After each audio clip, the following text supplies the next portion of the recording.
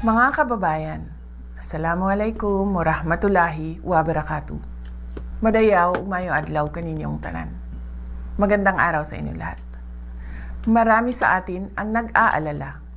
Patuloy ang pagtaas ng presyo ng mga pangunahing bilihin at kasabay ng pagtaas ng presyo ng langis, mas matindi ang magiging hirap.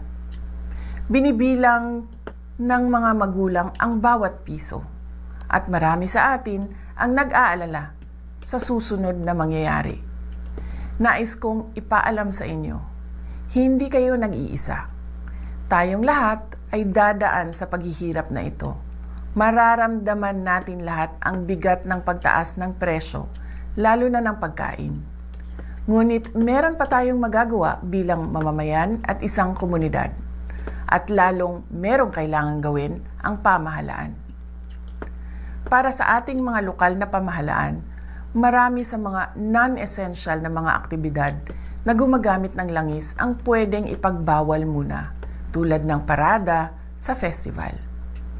Bumuo ng komite para bantayan ang presyo ng bigas, mantika, pamasahe at iba pang pangunahing bilihin na apektado ng langis at bigyan ng maagang abiso ang mga mamimili at negosyante sa pagtaas ng presyo. Magbahagi ng impormasyon sa pagbabago ng presyo at turuan ng pamilya ng praktikal na hakbang sa pagtitipid, tulad ng pagbawas ng paggamit ng sasakyan at kuryente. Palakasin ang suporta sa lokal na magsasaka at maliliit na supplier upang mabawasan umasa sa imported na produkto para makapagbigay ito ng buffer sa biglaang pagtaas ng presyo.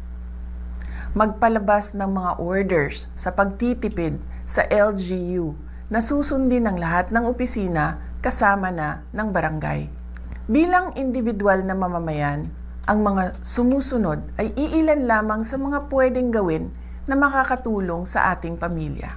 Bigyang prioridad ang pangunahing bilihin at planuhin ang budget ng pamilya.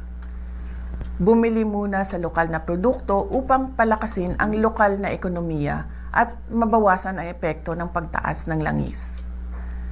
Bawasan ang hindi kailangang paggamit ng enerhiya tulad ng pag-carpooling, bisikleta at pwedeng ayusin ang schedule ng lakad upang mabawasan ang madalas na pagbiyahe. Ngunit ang responsibilidad na protektahan ang mga mamimili ay higit pa sa ating mga tao o komunidad.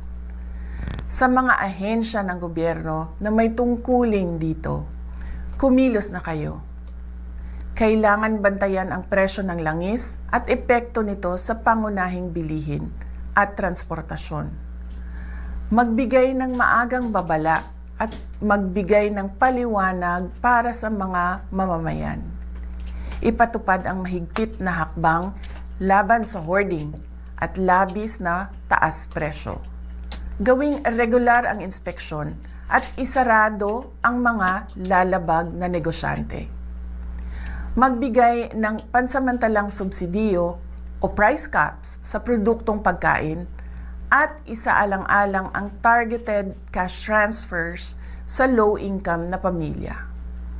Magbigay ng advisory sa fuel-efficient na distribution ng pagkain at insentibo sa pampublikong transportasyon.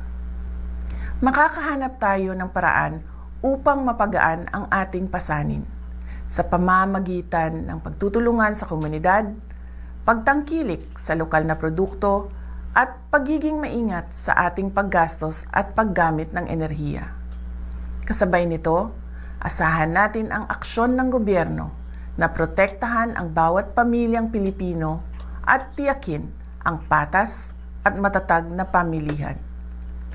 Malalagpasan natin ang pagsubok na ito tulad ng nalagpasan natin ang pandemya. Higit sa lahat, huwag tayo mag-isip na gumawa ng masama sa sarili man o sa ating kapwa-tao. Mamuhay tayo ng marangal at may dignidad kahit tayo ay dumadaan sa kahirapan. Syukran.